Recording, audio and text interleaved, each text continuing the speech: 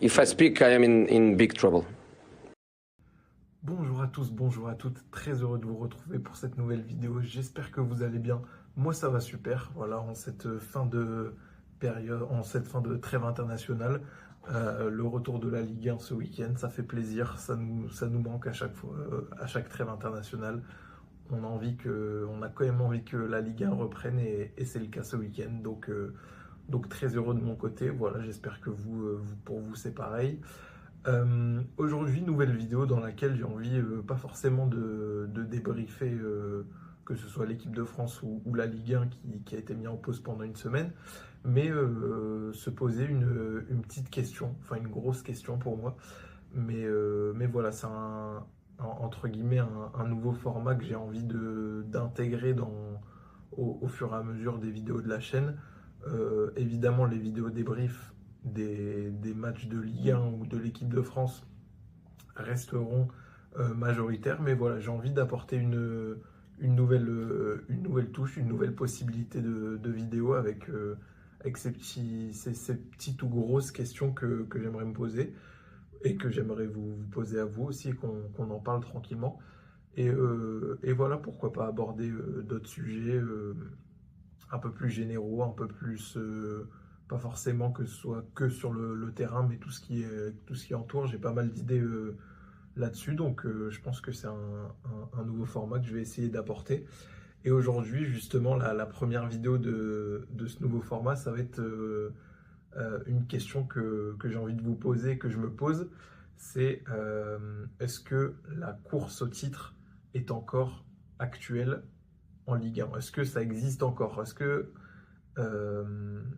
c'est tout simplement une course au titre qui est encore possible en fait? Est-ce qu'on parle encore de course au titre quand on parle de la Ligue 1 où les jeux sont faits d'avance et on sait que le Paris Saint-Germain va remporter le championnat chaque année? Je pense que pour essayer de répondre à cette question, je ne sais pas si on va y répondre, voilà, mais pour essayer de discuter autour de ça, on peut peut-être commencer par un petit peu de contexte. Pourquoi cette question me trotte dans la tête et je la trouve intéressante, et peut-être après donner des éléments de réponse, voilà, pour tout simplement discuter autour de cette grosse question que je me pose et que je vous pose. Selon vous, est-ce que la course au titre est encore réelle en Ligue 1 comme elle l'est dans d'autres championnats, même si on peut élargir aussi à d'autres championnats où il y a des monopoles, mais j'ai l'impression que c'est moins marqué qu'en France. Donc voilà, et comme j'aime bien parler du cas français, on va revenir là-dessus. On peut commencer par un petit peu de contexte. Donc pourquoi je pose cette question? C'est parce que tout simplement, depuis le rachat du Paris Saint-Germain en 2011, juin 2011 si je ne dis pas de bêtises, par le Qatar, du coup par l'intermédiaire du Qatar Investment et de son président Nasser El Khelaifi, le PSG a remporté 13 derniers championnats. Donc ils ont perdu la première année du projet qatari en 2011 avec le sacre de Montpellier à l'été 2012 où Paris finit deuxième. Et ensuite s'en est suivi une période de domination et de monopole sans réelle concurrence jusque 2017 avec la victoire de l'AS Monaco. Puis 3 ans de domination. Donc quand je dis monopole, domination, je veux dire que chaque année, le Paris Saint-Germain, il termine premier. Et ça dépend des années, on y reviendra aussi, mais sans réelle concurrence parfois. Avec des équipes qui sont sacrés champions au bout de 25 journées, 25-30 journées, voilà, et des séries d'invincibilité, une nette supériorité, on va dire. Et donc après le sacre de Monaco en 2017, Paris va remporter du coup 3 championnats jusqu'au sacre de Lille en 2020, 2021. Et depuis lors, depuis le sacre de Lille, il y a maintenant 4 ans, ça va être la 4e année, on a droit à un seul et même champion, le Paris Saint-Germain. Donc voilà, ça c'est la base, c'est de dire que le Paris Saint-Germain ne laisse peu de place en tête du classement du championnat français. Seulement 3 vainqueurs différents sur les 13 dernières années. Et il faut voir les vainqueurs aussi. Si on exclut le cas de Montpellier en 2012, parce que c'était la première année du projet Qatari, et que du coup, il y a eu un gros recrutement à l'été 2011, mais le projet ne s'est pas forcément... Enfin, le projet n'a pas eu le temps de se mettre en place. Enfin, il faut quand même quelques années. Si on exclut le cas de Montpellier, du coup, on a quand même une équipe de Monaco en 2017. Je ne sais pas si vous vous rappelez, à cette période-là, moi j'avais 13 ans. Je m'en souviens assez bien. On a quand même des joueurs de très haut niveau. Bakayoko, Bernardo Silva, Radamel Falcao, le tout jeune, tout minot Kylian Mbappé qui fait ses débuts. Thomas Lemar, Moutinho, Glick, Emerson, pas Emerson, j'ai plus son prénom, Subasic au goal, Benjamin Mendy. Donc il y a vraiment une équipe de fous furieux, hein. On va pas se le cacher, l'équipe de Monaco en 2017, c'est une totale anomalie. Donc, et ils arrivent à prendre le titre. À Paris cette année-là, ça arrivera pas régulièrement, hein. Comme je vous l'ai dit, seulement 3 fois sur les 13 dernières années. Ils leur mettent quand même une belle avance, hein. Ils gagnent de 8 points d'avance le championnat. Mais qu'est-ce qu'il faut pour battre le Paris Saint-Germain? Je vous ai cité les noms, c'est quand même des noms assez impressionnants. Et si on prend aussi l'équipe de Lille en 2020-2021, peut-être que les noms vous parleront moins, mais il y a quand même des joueurs comme Mike Maignan, qui maintenant est numéro 1 en équipe de France et qui est un gardien de renommée internationale qui n'a plus besoin de prouver quoi que ce soit. Sven Botman, José Fonte en défenseur central qui font une saison exceptionnelle.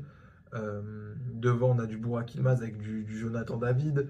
On a un énorme Jonathan Bamba sur la saison. Donc il y a vraiment un alignement des planètes. Boubakary Soumaré aussi qui fera une belle carrière par la suite.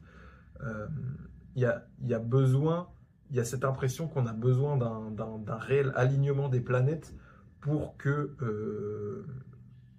le Paris Saint-Germain chute et ne remporte pas le championnat en fait.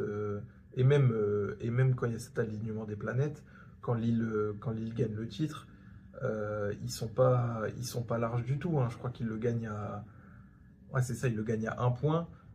Sur la dernière journée, ils viennent arracher la victoire contre Angers, si mes souvenirs sont bons. Donc il faut vraiment que c'est une anomalie littéralement quand une autre équipe française que le Paris Saint-Germain gagne le titre et même participe à une certaine course. Si on prend par exemple les 4 dernières années, donc les années après le sacre de Lille, quelles sont les années où on a réellement, je parle d'une réelle course au titre, c'est-à-dire avec des autres équipes, ou au minimum une, qui sont en position de gagner le championnat. Et être en position de gagner le championnat, c'est parfois être premier. Alors oui, il y a cette saison où Lens finit à 1 point derrière le Paris Saint-Germain, mais déjà, ils avaient 4 points d'avance avant la dernière journée. Juste le Paris Saint-Germain, ils envoient les minots et du coup ils la perdent, mais déjà le championnat était gagné avant d'avoir 1 point d'écart. Lens, je crois que sur toute la saison, je sais même pas, je crois pas qu'ils aient été une fois premiers, donc tout simplement en position de gagner le titre. Paris a fait toujours la course en tête. Donc, est-ce qu'on peut... Oui, c'est vrai qu'au final, ils finissent à un point, mais est-ce qu'on peut parler de véritable course au titre? Moi, j'ai plus l'impression que Lens se battait pour la Ligue des Champions et qu'au final, ça tournait tellement bien qu'ils se sont dit ah punaise, on n'est pas passé loin du Paris Saint-Germain. C'est pas mal. Voilà. J'ai l'impression que les équipes euh, regardent plus derrière elles que devant elles quand elles sont deuxièmes, en fait, tout simplement. Euh, Après, ce qu'il faut dire, c'est que les saisons où Paris gagne le titre, bon, le nombre de points varie, mais souvent les autres équipes ne sont pas capables d'aller monter à ce nombre de points-là. Euh, Mis à part la saison du coup où ils finissent à un point de Lens, ils finissent à 85 points sur les 5 dernières années. Si on prend par exemple la saison dernière, Paris finissent à 19 points d'avance face à leur dauphin Marseille qui est à seulement 65 points. Euh, L'année d'avant, du coup, ils remportent le titre avec 76 points. Leur dauphin, il est à 67. Euh, donc l'année d'avant, encore avant, c'est Lens qui font une saison exceptionnelle. Mais si on reprend l'année encore avant, Marseille finissent deuxième à 71 points. Donc il y a vraiment je dirais pas cette incapacité, parce que Lens nous a montré que c'était possible de finir une saison avec plus de 81 points en étant en n'étant pas le Paris Saint-Germain, tout simplement. Mais sur le long d'une saison, il n'y a que Paris qui peut faire de manière régulière euh, sur le long d'une saison et sur plusieurs saisons. Il n'y a que Paris qui peut avoir plus de 75 points de manière régulière. Ça, je pense qu'on peut l'affirmer sans crainte. De toute façon, si vous regardez les, les statistiques, il y a, c'est ça à chaque fois, hein. De toute façon, il y a très peu d'équipes dans l'histoire récente qui ont réussi à faire plus de 75 points. Même quand des équipes font des belles performances comme Lille en 2018-2019, ils finissent à 75 points. Euh, Paris en a 91. Paris en a 91 et ils perdent 5 matchs sur la saison. Euh, c'est ils jouent, on a l'impression, et d'où la question que je me pose, on a l'impression qu'ils jouent dans une autre catégorie, celle de la scène européenne, celle de la Ligue des Champions. Euh, Ils ont toujours voulu se positionner comme un grand d'Europe. La saison dernière, avec la victoire en Ligue des Champions, ils ont réussi. Mais alors, du coup, la bataille en Ligue 1, est-ce qu'elle serait pas morte, en fait, avec cette ambition-là du Paris Saint-Germain qui tue dans l'œuf les ambitions des autres équipes? Alors, un point qu'on se doit d'aborder, c'est est-ce que les autres équipes françaises sont trop faibles ou Paris est trop fort? Ça, c'est la question que je pense du côté de Paris, on va dire bah oui, mais regardez, il y a des saisons où on finit à 76 points, mais vous n'êtes pas capable d'en avoir plus. Donc ça montre bien que c'est pas de notre faute si vous êtes nul, en gros. Mais les autres équipes vont vous dire, oui, mais ça c'est une saison parmi les 10 dernières. Euh,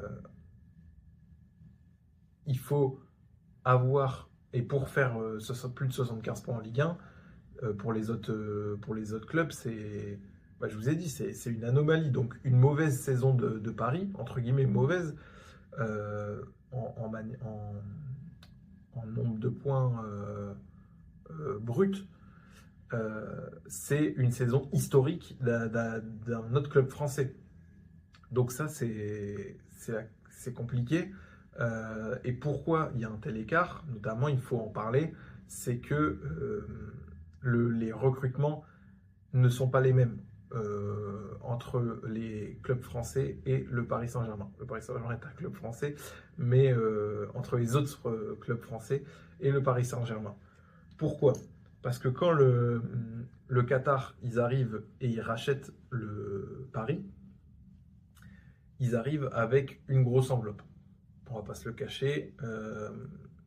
Ils ont l'ambition de gagner la Ligue des Champions depuis le début euh, et de gagner et de s'imposer comme la meilleure équipe française aussi, hein.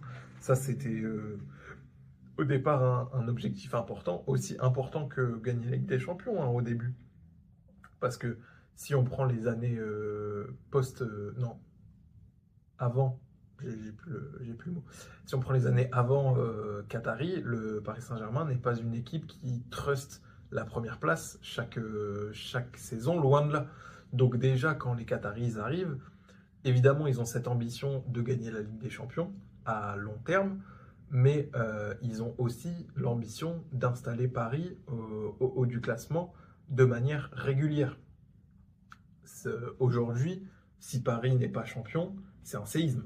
Ça arrive tous les 5 ans, du coup, hein. Et encore, est-ce que maintenant ça peut encore arriver? Du coup, c'est pour ça que je fais cette vidéo, hein, pour qu'on essaye d'y répondre. Et donc, je disais, quand le Qatar arrive, ils mettent les moyens de leur ambition.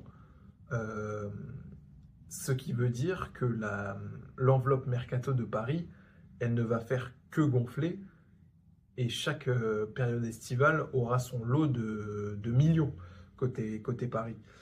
Euh, et évidemment, quand on peut recruter avec une grosse enveloppe, on peut s'offrir les meilleurs joueurs. Le meilleur exemple de ça, c'est quoi?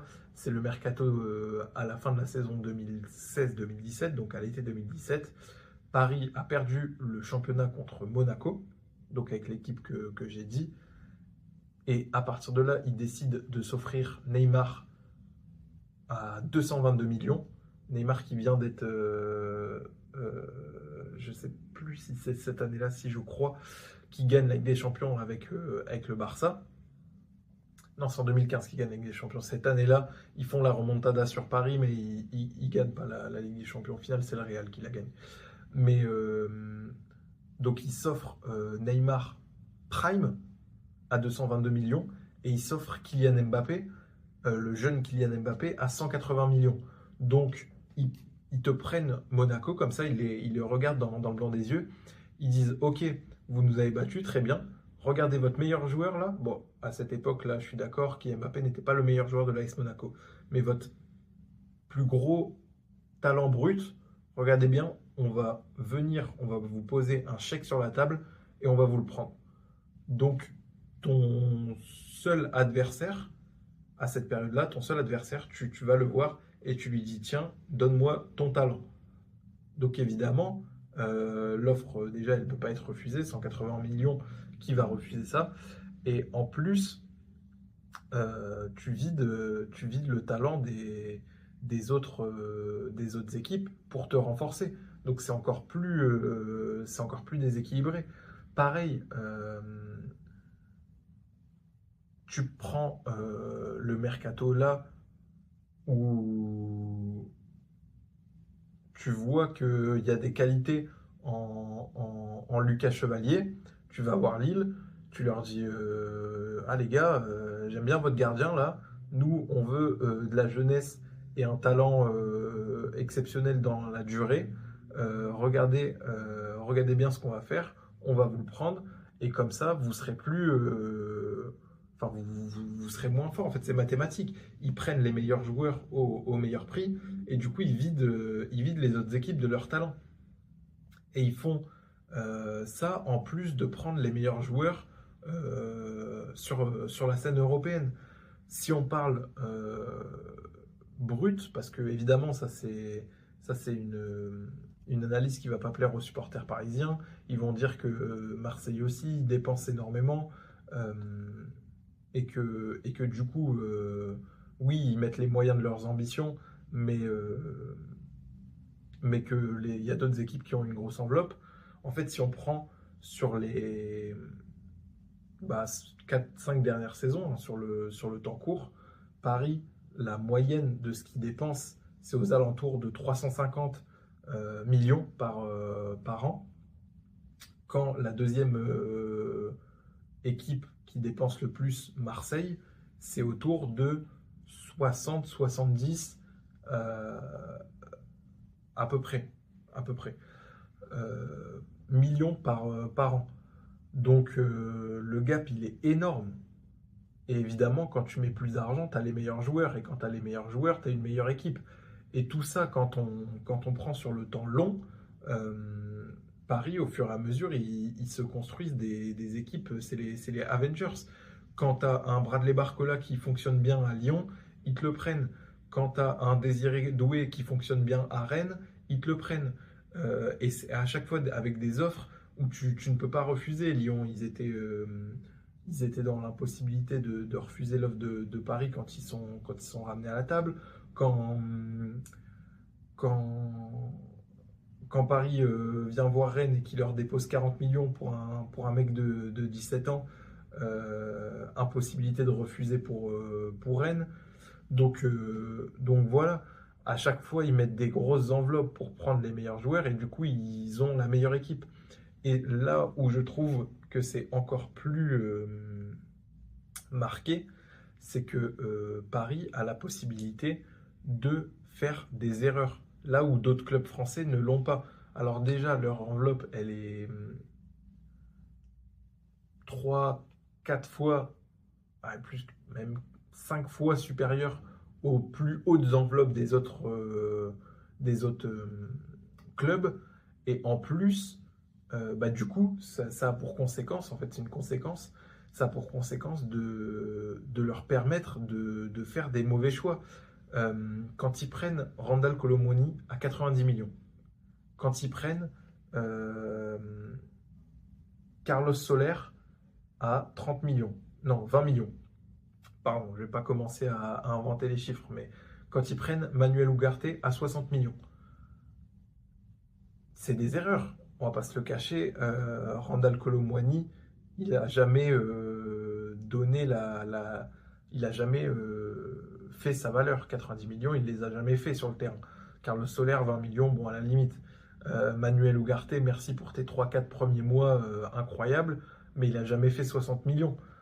Donc en fait, ils ont la possibilité de faire des essais, en fait, des essais, et de se tromper. Là où les autres clubs, s'ils se trompent, ils le payent sur des années.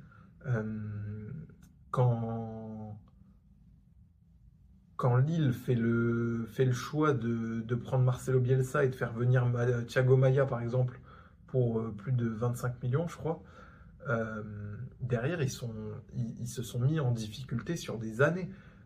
C'est des situations qui se payent euh, sur plusieurs saisons. En fait, les frais, ils sont écartés, ils sont, comment dire, répartis, voilà le mot que je cherchais, répartis sur plusieurs saisons. Et donc, ils en payent les frais. Ils en payent les frais directement.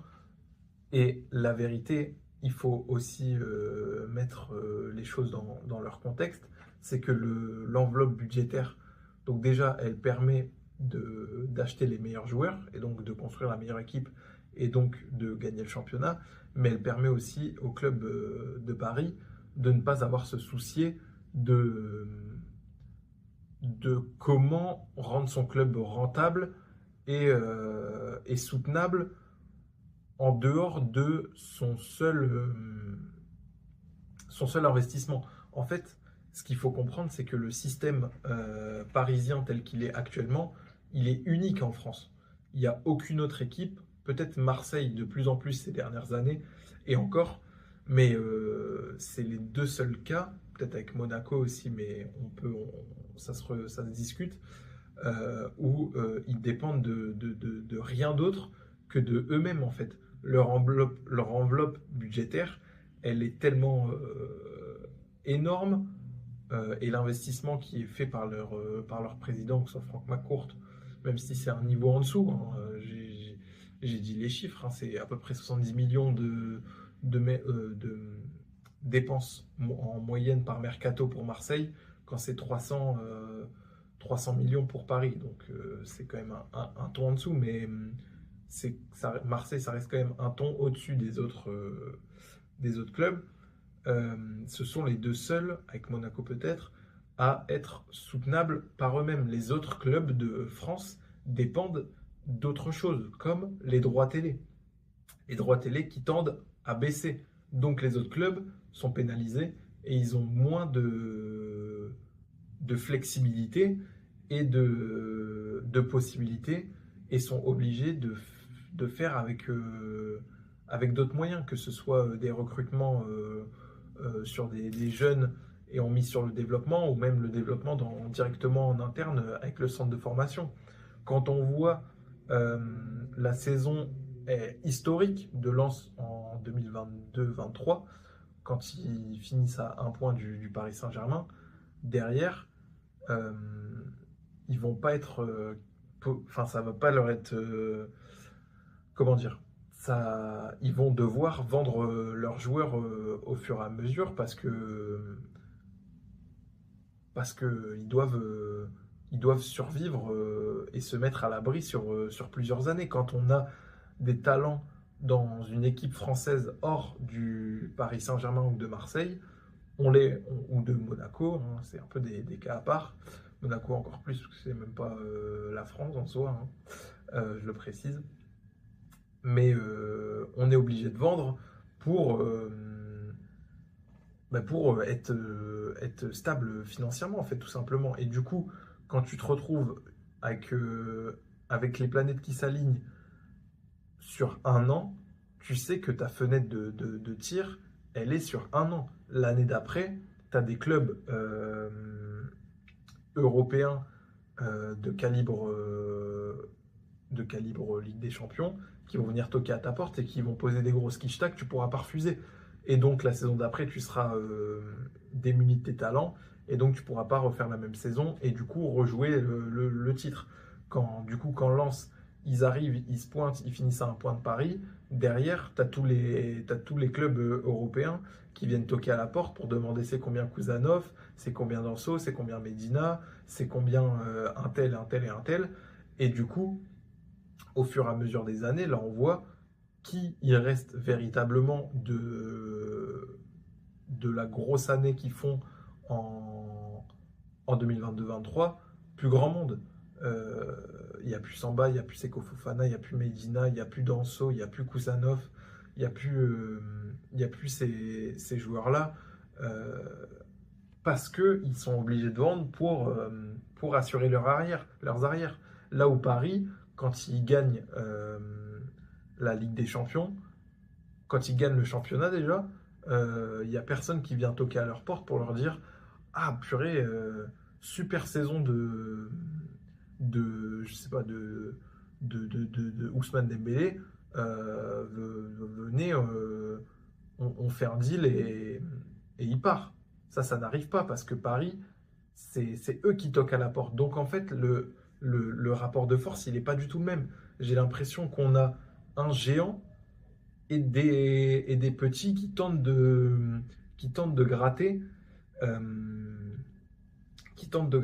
Et sur un malentendu, tu arrives à blesser la bête, hein, comme on peut dire, tu arrives à blesser la bête pose un genou à terre, et à ce moment-là, c'est un peu la loterie. Est-ce que ça va être ton année? Est-ce que ça va pas être ton année? Est-ce que tu vas pouvoir faire comme Monaco ou comme Lille quand ils gagnent le championnat? Donc pour moi, la question de est-ce qu'il y a une course au titre, avec les possibilités qu'a le Paris Saint-Germain quand ils font leur recrutement estivaux et hivernaux, pour moi, la réponse est non. Maintenant, pourquoi la question se pose actuellement? Si on prend la saison là, on parle dans le présent, on a fait une petite rétrospection d'un petit peu les dernières années et pourquoi Paris a tendance à gagner régulièrement. Si on prend là cette saison, Paris est premier, tiens, avec un point d'avance sur Marseille. Donc là, on peut se dire, et un point d'avance sur Marseille, Strasbourg et Lyon. Pardon, on va pas faire de favoritisme, on cite tout le monde. Et même, il n'y a que 3 points d'avance sur Monaco, donc on peut se dire, Bah, attends, Laurie, tu es en train de nous dire depuis une demi-heure qu'il n'y a pas de course au titre, que Paris, c'est des cadors. Et là, au bout de cette journée, ils sont à un point d'avance seulement. Donc, la course au titre, elle existe. Parce que qu'est-ce que la course au titre? J'ai pas défini en préambule, j'aurais peut-être dû commencer par là. C'est tout simplement le fait qu'il y ait plusieurs équipes qui soient en mesure de jouer la victoire du championnat. Quand on est à un point du premier, on est en mesure de jouer la victoire du championnat, donc la course au titre existe. Cependant, pourquoi c'est biaisé si on prend à la même période le nombre de points la saison dernière? Paris, ils étaient même pas premiers au bout de cette journée. Ils étaient derrière Monaco, je crois que c'était. Donc, et au final, qu'est-ce que ça fait? Ça fait plus 9 Paris à la fin. Et à aucun moment on a senti que non, il y a plus 19, pardon, pas plus 9, plus 19 pour Paris à la fin. Et à aucun moment on a senti qu'il y avait une autre équipe qui était en mesure de jouer la gagne à Paris. Donc, à partir de là, moi je pense que le système tel qu'il est fait avec 36 matchs, euh, il n'y a pas la possibilité pour les autres équipes de remporter le championnat. Donc, la course au titre, selon moi, est factice. Et donc, est-ce que le Paris Saint-Germain est déjà champion en octobre? C'est la question. Au final, c'est la question qu'on se pose. Alors oui, il y a ce facteur des blessures. Ça aussi, il faut en parler. C'est que quand tu n'as pas João Neves, Ousmane Dembélé, Bradley Barcola, Désiré Doué, euh, il y a eu aussi des blessures de Fabian Ruiz, il y a eu des alertes sur Vitinha, sur Marquinhos, sur Pacho. Euh, alors oui, si tu as tous ces absents, eh ben, il y a une possibilité pour que tu perdes contre Marseille 1-0. Mais regardez tout ce qu'il faut pour que Paris s'incline contre Marseille. Et en plus, s'ils font match nul ou qu'ils gagnent Paris, c'est pas le braquage du siècle. Donc il y a ce facteur blessure aussi qui fait que le championnat il est serré en ce début de saison. Mais est-ce que si Paris a toutes ces stars, tous ces talents, il y a match? Moi je pense que non, et c'est pour ça que je pense que le championnat est faussé, tout simplement. C'est peut-être radical, mais c'est ce que je pense. C'est qu'il y a, à l'heure actuelle, Paris ne laisse pas la possibilité aux autres équipes, de par la démesure financière qui existe entre Paris et les autres, ne laisse pas la possibilité aux autres équipes de jouer la course au titre. Et donc, la réponse à la question, est-ce que la course au titre est-elle réelle en Ligue 1? Selon moi, c'est non. Voilà, je suis un peu catégorique là-dessus, mais c'est pour dire aussi que j'aimerais bien qu'il y ait un nouveau système euh, en France pour que les cartes soient mieux rebattues. Alors, est-ce que c'est un système où les salaires sont contrôlés? Il y a déjà des contrôles sur la balance financière des clubs, mais, euh, mais voilà, est-ce que ce serait un contrôle des salaires? Est-ce que ce serait une mise en place de play-off pour remporter le championnat? Et donc le championnat ne se joue plus sur 36 journées, mais se joue du coup sur des matchs aller-retour. C'est des possibilités aussi pour rebattre les cartes. Mais à l'heure actuelle, avec le système tel qu'il est, je pense que la course au titre est une illusion, voilà, pour employer le terme, et que Paris domine sans outrageusement et qu'il faut un malentendu pour que cette course au titre existe, même si elle peut arriver. Ça arrive pas de manière régulière. Et il faut vraiment des générations dorées dans les clubs pour que Paris soit mis à mal. N'hésitez pas à me dire ce que vous en pensez sur ce sujet-là. Ça m'a fait plaisir de revenir un petit peu sur cette question qui me taraudait. Voilà, si ça vous a plu, n'hésitez pas à le dire. Aussi, si vous voulez me suivre sur Twitter, je le mets en description comme d'habitude, avec le retour de la Ligue 1, retour des matchs commentés, ça fait bien plaisir, j'ai bien hâte de vous retrouver.